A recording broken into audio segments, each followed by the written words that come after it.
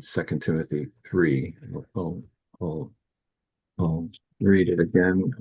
Thou hast fully known my doctrine, manner of life, purpose, faith, long suffering, charity, patience. And so, spiritual disciplines, I'll just tell you from my own experience when I was in high school and college.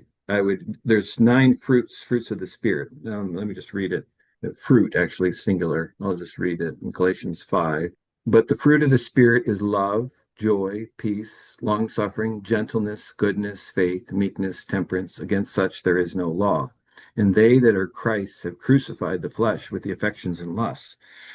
I found when I was in high school and college I was in a high school class of 450. I was in a college that had over 2,000 students. It wasn't by modern standards, it was a small college, but there were still 2,000 people there. And I found that when I picked one of these and I focused on for a period of time, sometimes I find that we have so much that we just kind of, it just like falls out of our hand, that we just can't carry it all.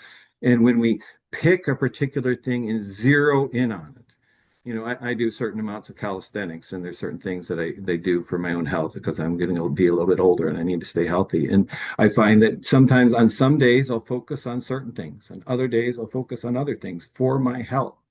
And so for our spiritual health, sometimes it seems like, oh, this is too much. And so we pick one or two things and we zero in on these spiritual. I would say they're principles in the Word of God that are part of the reflection of our the Spirit of God working in us and of our spiritual nature.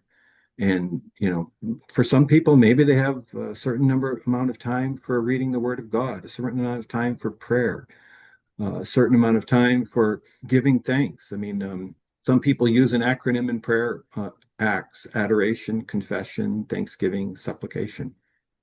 And so sometimes people are focused just on supplication and they don't have adoration and confession and thanksgiving. And so to me, spiritual disciplines is that which draws us closer to Christ, that applies the Word of God to the individual place and the circumstances that we're faced with in our own home and community, and maybe our employment and our interactions with others.